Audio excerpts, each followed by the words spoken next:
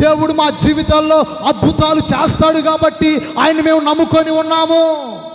దేవుడు మా జీవితాల్లో మంచి చేస్తాడు కాబట్టి ఆ దేవుడిని మేము నమ్ముకొని ఉన్నాము.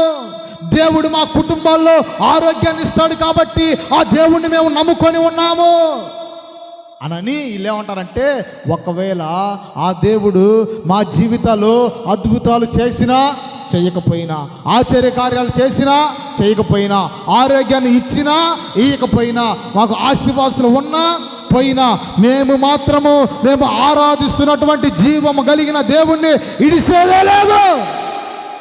అది విషయం. అసలు వాళ్ళ వైరాగ్యం అది. అర్థమవుతుందా? ఏ స్థితిలో ఉన్నా కానీ మేము మాత్రం దేవుణ్ణి ఇడిచిపెట్టే పరిస్థితి లేదు. ఆరోగ్యం ఉన్నప్పుడు యేసే మా దేవుడు, అనారోగ్యం ఉన్నప్పుడు యేసే మా దేవుడు. ఆశీర్వాదం ఉన్నా ఆయన మా దేవుడు, ఆశీర్వాదం లేకపోయినా ఆయనే. భక్తి మాత్రమో భక్తి ఆపేదే లేదు. కడుపులు నొప్పి రానే, తలకాయ నొప్పి రానే, ఇంకా ఏ రోగాలైనా రానే, ఆదివారము భక్తి మాత్రం ఆపే ప్రసక్తి లేదు. ప్రార్థనకు ఆగే ప్రసక్తి లేదు. భక్తిని ఇడిసే ప్రసక్తి లేనే లేదు. కొన ఊపిరిలో ఉన్న సైతము నేను నా దేవుణ్ణి స్తుతించాలి. హేబేలు రక్తము దేవుని స్తుతించిందంటండి.